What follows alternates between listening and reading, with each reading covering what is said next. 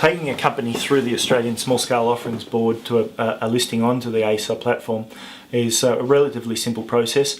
Basically, an ASSOB sponsor will first of all identify a candidate to take on and through to the ASSOB listing. Once that sponsor has identified that client, then they'll take them through a two-step process, or a two-part process through the ASSOB, through to an ASSOB listing. Part one is quite a simple document. That's really the application.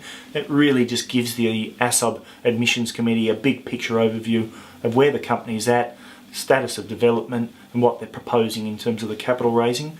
Part two is a little bit more detail there, and that's the formal listing. And the major outcome there for part two is the offer document, IM or prospectus, and that's submitted with part two.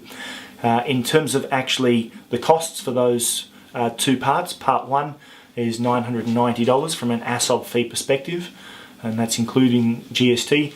Part two, which is the listing, is $3,960, again from an ASSOB fee perspective. So for basically under $5,000, a company can get a fully live listing onto the ASSOB platform from an ASSOB fee perspective. So that covers off the process, the cost, and in terms of the timing, typically a company can go from initial meeting with a sponsor through to a live listing onto the platform from between 8 to 12 weeks. Obviously that can vary, but 8 to 12 weeks is a good average.